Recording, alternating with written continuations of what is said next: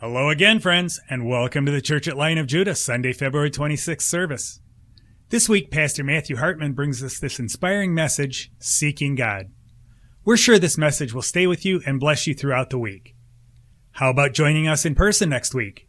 We're at 5732 Douglas Road in Toledo, Ohio, with service times Sunday 10:30 a.m. and Friday 7 p.m.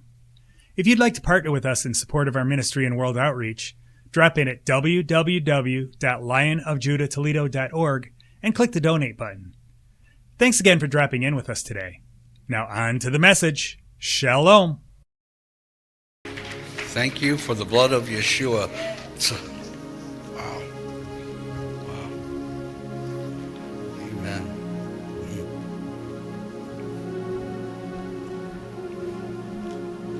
Just want to read something here. This is just a little kind of this is a prayer that I've been praying a lot. I encourage you to pray. And, the book of Psalms is beautiful. It's a bunch of singing prayers and praying songs. It's really good. I love David, a man after God's own heart. The Lord himself said that. David didn't say it. God said it about him. A man after my own heart. He was a warrior, a king, a prophet, totally submitted and surrendered to the Lord. Loved it. Loved the Lord with all of his heart, with everything he had, right? He was the king of Israel. He had whatever he wanted and within his kingdom. And this is what David said. This is out of Psalm 27, verse 4. One thing have I asked from Yahweh, from the Lord, that I shall seek, that I may dwell in the house of the Lord all the days of my life, to behold the beauty of the Lord and to meditate in his temple. It's the one thing that he asked, the one thing that he wanted more than anything. And as we read the account of his life, I encourage you to, once a year go and read the account of King David's life. And you'll see that he was a flawed man, but he was a man after God's heart. And the one thing that he truly wanted more than anything was to be obedient to the Lord and to look on his face and to hear from him, to see his beauty. I'm still wrestling, trying to figure out exactly what that means, and asking the Lord to fix my weak heart, because my heart's weak. And it's a beautiful portion of Scripture. I think it's good to pray. I just want to talk about just what's happening around the world right now. What's happening around the U.S. right now. Asbury University. It seems to be that there is an amazing move of God happening there. I shared Friday night, and just because I know in our culture, our Christian culture, we tend to use a lot of words that maybe not. I just want to be. I want to be what things are, I know a lot of people are calling it a revival. I know it's definitely an outpouring. We'll see in 10 years, 20 years, 30 years, 100 years if it's a revival, because usually that type of thing lasts. It usually has a lingering and a lasting effect. And I'm praying that it does. I'm praying that it breaks out here. I'm praying that I would have to figure out what I'm going to do with my life, because I need to be here 24 hours a day. I really am. You can talk to my wife about it. I have some plans stirring in my head already, of what I might have to do. I have some vacation time from my other job. There's an apartment upstairs. I don't know what it might look like, but Lord, I prayed this morning, and the prayer the Lord gave me, that was just hit me this morning. Do what we're not prepared for. Do what we're not prepared for. I want it to happen here. It's beautiful. I went there. And I was really blessed to go there. And I really think, I know several of us from here went. And I'm really thankful for those of you that let me know, let me pray for you, let me bless you. I reached out to Rabbi myself and asked for his blessing. He prayed for me, he blessed me, and I know that opened up a door for me to be able to receive something from it, you know. So I thank you for those of you that honored me and loved me and blessed me that way, to be your shepherd and to be able to speak a blessing over you and release you. Thank you so much. Thank you for that. I take this office, this place which I've been placed in, very seriously, and I hope you know that. I take this place as being a shepherd over you very seriously, and I pray for you, and I pray protection for you, and I want to be a covering for you. I want to be a blessing to your life. I truly do. I really do, and I pray that I am. I pray that I'm being more and more of that.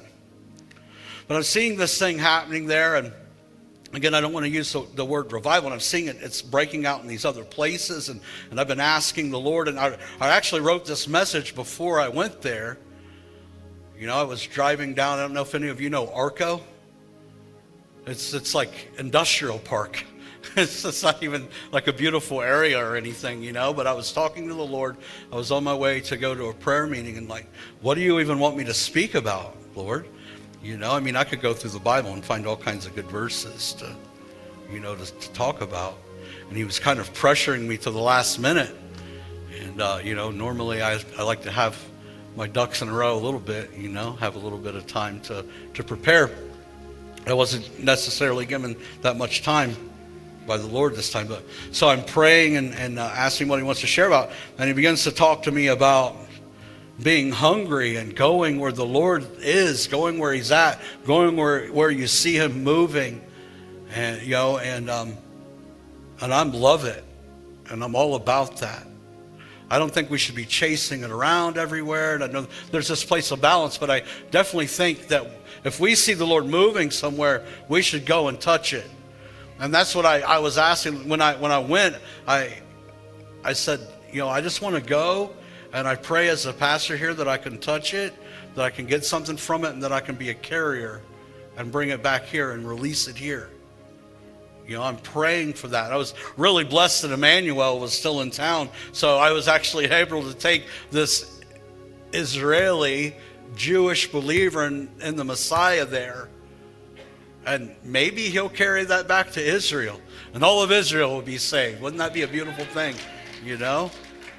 So I really, and I believe, you know, I mean, I believe in going and seeing the Lord moving and receiving and touching it. And so I encourage you, if you see the Lord moving somewhere and you feel like he's calling you to go and touch that thing, to go and get a hold of it, to go and touch it.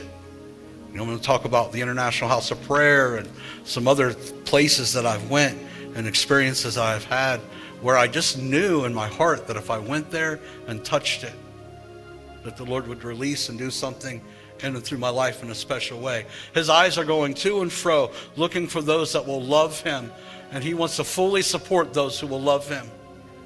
Are we willing to, you know, are we willing to risk ourselves? Are we willing to throw in all the chips?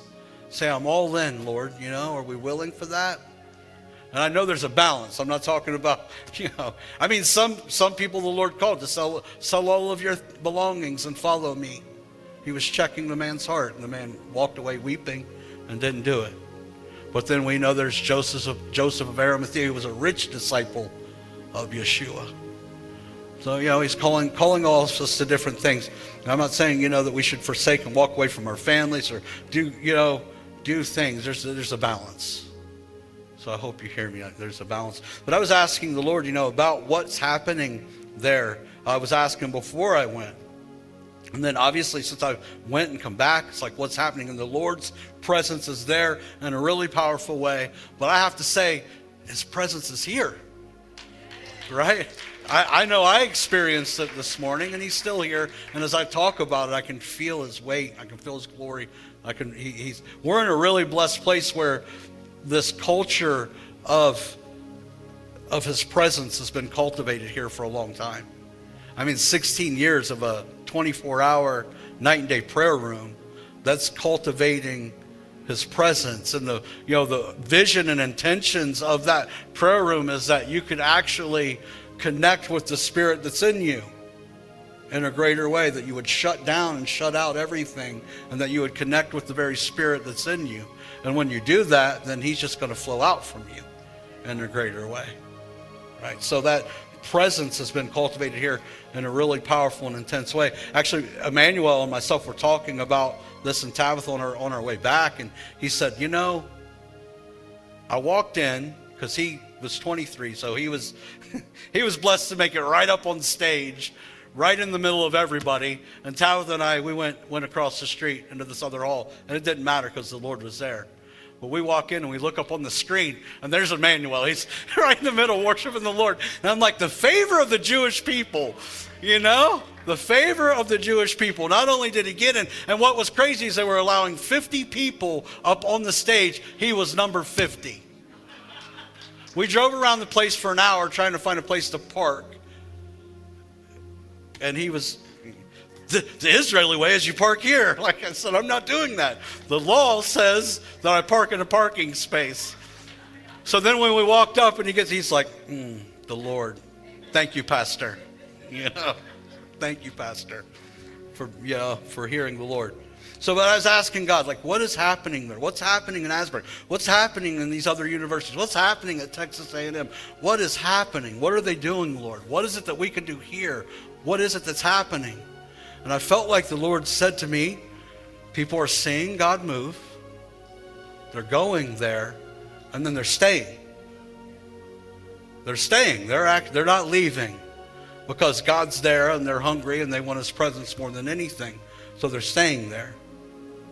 And then more people are seeing them stay, and more people are coming because they're seeing God move, and then they're staying there. They're staying in it. I know there's been some beautiful times on Friday nights right here. This past Friday night, you know, I made a call and asked people to stay and linger, and some did for a while. It was beautiful, and the Lord's presence was here. I know there's been some nights that, you know, Michelle was doing the linger on Friday nights afterwards, and God would be here, get home at 1, 2 o'clock in the morning. It's a beautiful thing. It's amazing. Yeah, I'm tired in the morning, but man, I got to encounter God. I got to see his face. I got to meet with him and speak with him and receive from him. And it's a beautiful thing. But as he was telling me about the people seeing him move, coming and staying, he brought me to Numbers, to the book of Numbers. So I want to go to the book of Numbers for a minute, if we could stand for the reading of the word here. It's Numbers chapter 9, verse 15 through 16. Now again, the Lord gave Moses a very specific blueprint for the tabernacle. In a couple of weeks, we're going to talk about that, Lord willing, in my Hebraic Roots class. So come Wednesdays at 7 p.m. and, find out more about this. But he gave a very specific blueprint. Now they're finished.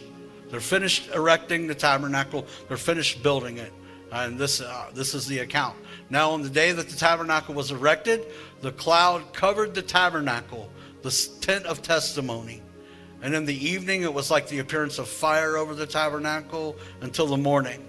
So it was continuously. The cloud would cover it by day, and the appearance of fire by night. Please be seated. Can you imagine if it was that obvious for us to see the presence of the Lord? That would be a really awesome thing. If we could say, wow, look at that. If the flame on top of this building was the flame of the Lord and not just a steeple that we put up there, right? If there was a cloud that hovered, people would be like, what is that? I wonder what the people in the wilderness thought when they see the crazy group of people over there, and what is that big pillar of smoke above that tent? What's going on there, right? We might be more apt to stay if we've seen that. It'd be a lot easier to follow it. No. It's in Acts, I think 17, where Paul talks about 17:21, somewhere in there. Anyways, it's not the point. Where Paul talks about the separation and God positioning himself and changing languages and the hopes that people might search for him, that they might grope and grasp for him. So here we are today, and sometimes I think in my own life there's moments where the weight of the Lord is so powerful on me that I don't have to question whether He is with me. And then there's times where I'm not so sure, just to be honest, and I grope and grasp for Him and ask Him to reveal Himself to me. And I think He wants that. I think He wants that in us. But here it is, right? A cloud by day, fire by night. Verse 17, whenever the cloud was lifted from over the tent, afterward the sons of Israel would then set out. So the cloud, if you don't know, if you're not familiar with this portion of Scripture, the cloud would be there, the fire would be there, it would lift, and it would move. And when it moved, the sons of Israel would move. Then they would set out in the place where the cloud settled. Then it would stop. That's where they would go. Okay, that's where we're going. There's where God's moving. So that's where they would go, and they would stop, and they would camp. At the command of the Lord, the sons of Israel would set out. At the command of the Lord, they would camp. As long as the cloud settled over the tabernacle, they remained camped. And it sure would be easier if we knew that we could see it visibly with our eyes, right? Be like, oh, okay, He's still here. I'm not going anywhere. Oh, He moved. We better move. And it goes on to say that it didn't matter whether it was a day or a month or a year, however long it was, that the cloud stayed, that the fire stayed, the sons of Israel remained. And when it moved, they moved. And if it moved and they didn't, there wouldn't be any provision for them. They would be left bare, thirsty. There would be no water from the rock. There'd be no manna from the sky to give them nourishment. They would just be in the wilderness. I'm sure when there were times where it was a month or a year, they got rather comfortable. They built their home, and it was nice, and it was comfortable, and it was relaxing. And it was like, oh, finally we're remaining for some time. And then the Lord probably would sense, oh, they're comfortable, let's go. It's time to set out. It's what He does in my life. I don't know about yours. I have a choice whether I can go or I can stay in that provision, or I can stay still in the comfort. Which do we want more? There's more in God. If you want more of the Lord, you must be willing to let go of what you have now and follow Him. I want to balance this statement. I'm not talking about, maybe the Lord's calling you to leave your job. He called me to leave my job, and I was obedient to that. But maybe He's not. Maybe He is, maybe He's not. You know the voice of the Lord. I doubt He's calling you to leave your marriage. I doubt He's calling you to leave a covenant that you entered into between Him and another person. I know that things happen in marriage, and I know, the Lord talks about if there's infidelity, a reason for divorce. But just because you see something better over there, I doubt He's calling you to that. So I want to preface this statement with balance before we enter into it completely. I'm not talking about throwing away. I'm talking about throwing away everything, but not throwing away everything. Does that make sense? Right? Makes sense. If you believe and know there's more, then you will look for it. Stephanie, I think of your vision that you shared with Rabbi and with me, coming out of the Key of David. The Lord has more for Lion of Judah, but we have to go for it. But I don't think unless you truly believe that there's more, that you'll go for it. I talked about this in my class. So you get up at 6 a.m. and you go to work and you earn your living, and at the end of the day, at the end of the week, whenever your payday is, that you're going to get a paycheck. You know that when you get up at 6 a.m. and you go to work and you work that hour and you make your however much per hour, you know that you're going to reap a reward for that. You're going to make however much that is per hour, right? Or would you get up and go? Probably not. Most of us wouldn't get up and go. So we need to know that when we choose to follow the Lord, that when we choose to get up at 6 a.m. and sit before Him, when we choose to get up when He wakes us up at 3 a.m. and pray, that there is a reward for that. Because I think if we truly believed there was a reward for that, when the time came and the call was made, we would be obedient to it. Right? I would. I mean, he showed me time and time again that I can trust him, that he's faithful. Even when I'm not faithful, he's still faithful, because that's who he is. And he showed me time and time again, when it seemed like there was nothing there, there's something there. Yud He Vav He, Yahweh. The name itself is a verb, and it's continual action. He's continually moving. He's continually doing something, whether we see it or not, whether we know it or not. He's always moving. He's always doing something. He's good. He's never at rest. He is rest. And in him there's ultimate rest, but he's never at rest. He's always moving, and he's always doing something. We have to believe there's more, and if we believe there's more, then we'll run after it. The writers of Hebrews said it is impossible. Without faith it is impossible to please him. For he who comes to God must believe that he is, and that he is a rewarder of those who seek him. We have to believe that he is, and that he rewards those who seek him. Yesterday, and this is not to sound super spiritual, I just knew. I knew. I've been running, and my days have been very busy, and I had some time yesterday where I didn't have to do anything before the sun went down.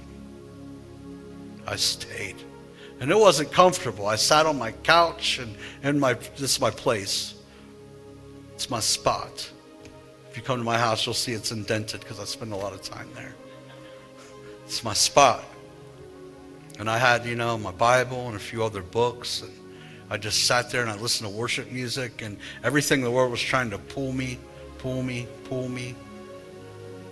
were texting me and reaching out to me and all of these things. And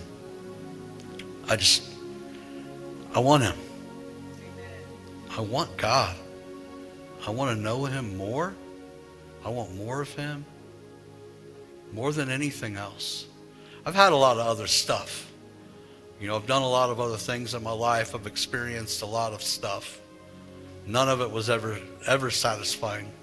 It led to a dead end. It led to nothing. There were times in my life where I made money hand over fist. There were times in life where I made money like nothing. And it was nothing. Never satisfied. There was never enough. There were times in my life where I was a very popular person. And it never meant anything. When times were hard, those people were nowhere. But in the most desperate moment in time of my life, I called out to God, and he revealed himself to me. And gave me life and hope. But there's nothing else better. There's nothing else that will satisfy. He's a rewarder of those who seek him. He is, I promise you. And even if you do not receive the reward right now, it's there. You're storing it up. You're storing up a treasure in heaven. Believe it. Seek for the more when you believe it and you know it. Listen, if you're right now and you're not sure, it's okay to not be sure. Ask God to give you the faith. He's the one who gives faith in the first place. Each one has been given a measure of faith to believe.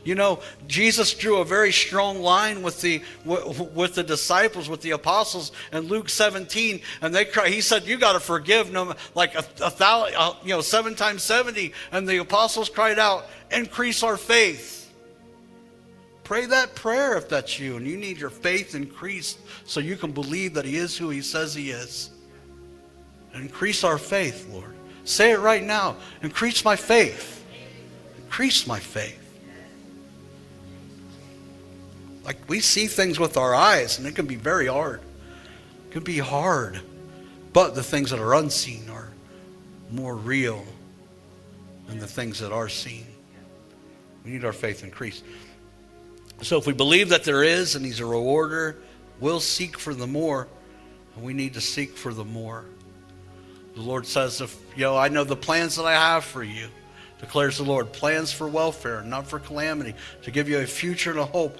Then you will call upon me, and come and pray to me, and I will listen to you. Listen, he'll listen to you. If you pray to him, if you ask him, if you talk to him, he's longing for it. Maybe he's holding something from you because he wants you to ask him, because he wants you to talk to him. Maybe he's pressuring you and putting you in this place that you'll grope for him and grasp for him, that you'll seek him. And he says, when you seek me with all of your heart, you'll find me. When you search for me with all that you have, you'll find me. I think I'm on the streets a lot. I ask people, we were talking to a man right here, me and Noah and Philip. And we were sitting in the cafe, and I said to this young man, because I just believe. He wouldn't really say that he believed in God. I said, listen, ask him if he's real. And the guy wouldn't do it. You know why? Because he knew if he asked him if he was real, God would reveal himself to him. Ask him if he's real. When I finally came to this moment in my life and I asked him to show me who he was, he did. He's more than eager, ready, and willing to.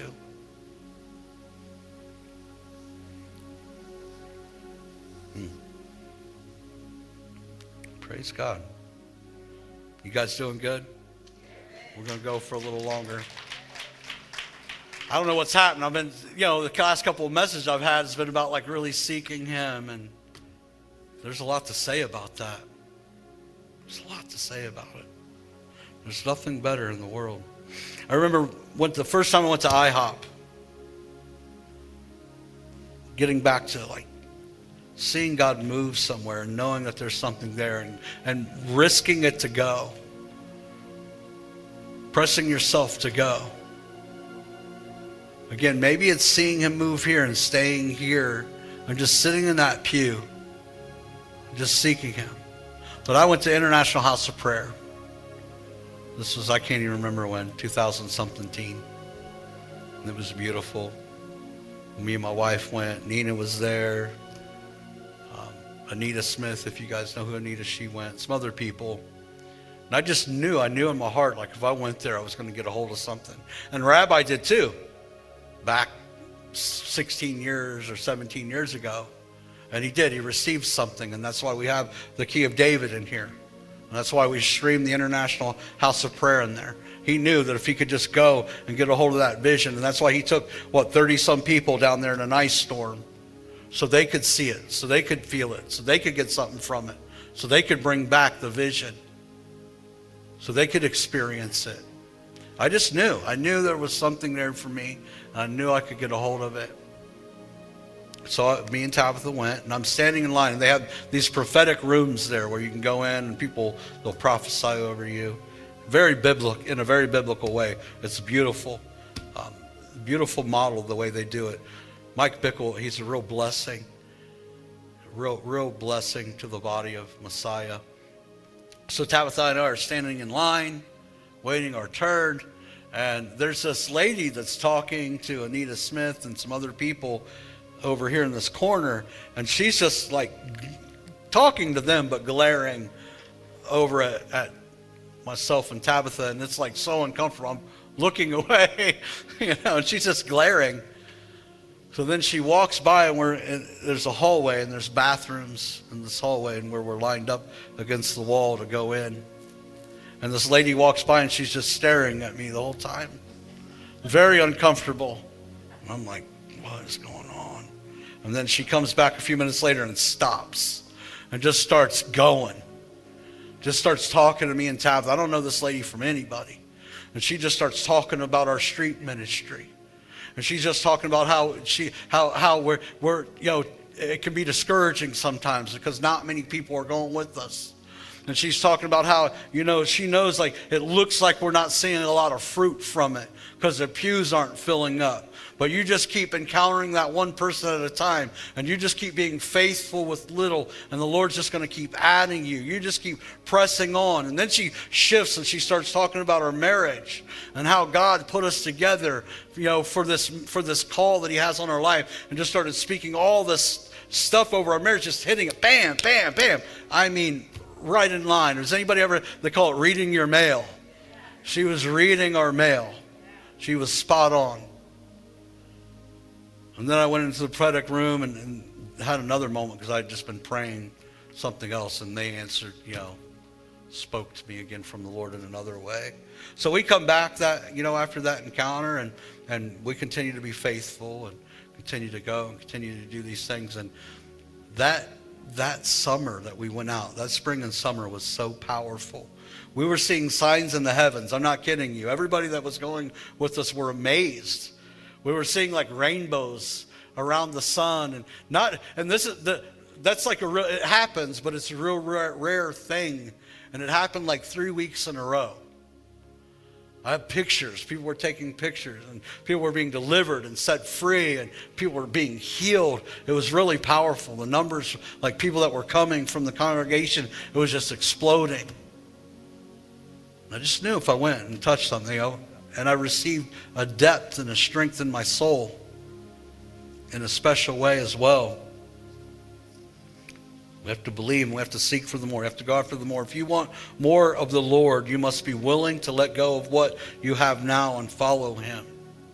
What you have now may seem really good and really comfortable, but God might be calling you to something else. He might be calling you to more. Think of myself, where I'm at right now. Rabbi was up here preaching a message a year and a half, 2 years ago, and he said this very similar type of thing. If you want more of what the Lord has for you, you have to be willing to let go of what you have now. And when I wrote this statement, I wasn't thinking about that. It's the beauty of having a spiritual father and being one of the Lord. These things come in and become you. That's why it's so important to watch the company that you have and the company that you keep, because those things come in and become you. So he says this, and when he said it, I was sitting, I don't know, probably where Angel's sitting, I think, maybe. I wasn't doing security anymore. I'd moved away from that. And it shook me in the inner parts of my being, and I didn't like it, because I knew it was like straight from the Lord, and I knew what he was talking to me, and I didn't really like it, because I've been very comfortable. I love my job at Discovering the Jewish Jesus. I'm still there a couple days a week.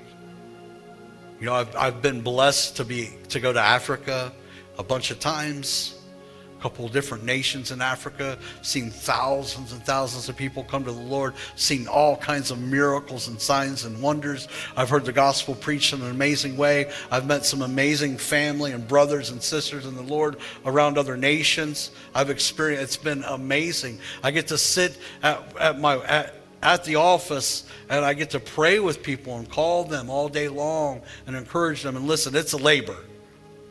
Those of us who are intercessors know that it's a labor to pray with people. It's a heavy weight, and it can be a weight. So I know you might be like, oh, that just sounds amazing. It is amazing. I've been blessed to have the opportunity to do that. But in the same way, it's a weight. It's a challenge. It's an attack. You're speaking life over people. You're interceding and pushing back darkness off of people's lives. And if you don't think the devil hates that, you're wrong. He hates it and he sees it. I think the conversation I had with Michelle, when I was doing that, it was a different level. She kind of got moved to a different spot in the ministry. When you're doing that, it's a different level. But I've been very blessed to do it. I listen to worship music, to sing songs of the Lord, read my word, pray with people. And the Lord, he's taken me from that comfortable place. So I was in ministry. It's beautiful working for the Lord. But he's taken me so much out of that comfortable spot into this place. And this is a whole different level of responsibility, of covering, of weight. Now I'm like genuinely day by day touching lives and people that I see and I love and I know. And, with my increased responsibilities here, I don't know if I'll get to travel anymore. I'm not sure. I might have to give that up.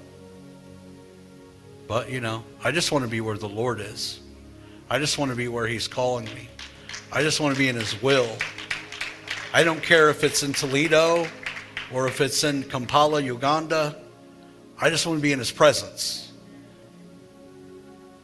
Whatever that takes and whatever that looks like. Because we have to let go of the old. Sometimes we have to let go of the old. I didn't make it very far again, baby. I'm going to stop there, though. Let me just share this last verse.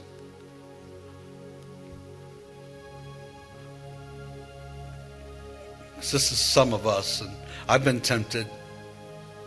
I've been tempted to do this, and I just talked to a friend of mine the other day, last week, and this person felt like the Lord called them to move, and they sold their home and they moved from a place, and I talked to them a lot about it and prayed with them, and they said they knew. And then they got to that place where the Lord had called them, and it was very uncomfortable, and it wasn't what they thought it would be. I don't know if they thought they were just going to walk in and take over or what. I'm not sure. But it didn't end up being that way. So they were always talking about Egypt. They ended up going back to Egypt. And when I talked to this beloved brother, Egypt wasn't what he remembered Egypt being. It wasn't as pleasant as he remembered it being. But hey, the money's good. The rabble who were among them had greedy desires. The money's good. And also the sons of Israel wept again and said, who will give us meat to eat? We remember the fish which we used to eat free in Egypt, the cucumbers and the melons and the leeks and the onions and the garlic. But now our appetite is gone. There's nothing at all to look at except this manna, except this miracle from heaven that's fallen down and is raining upon us. That is all that we have to look at. So I do want to release this piece of balance as well over this running to where the Lord is moving and touching it. There's no shortcuts in knowing Him. There's no shortcuts. It's day by day, moment by moment, minute by minute, one foot in front of the other. It's true discipleship. It's not visitation, it's habitation. It's not visitation, it's habitation. I've been visited. Visitation's great. I pray I have more visitations, but they don't last. They won't keep you strong and firm.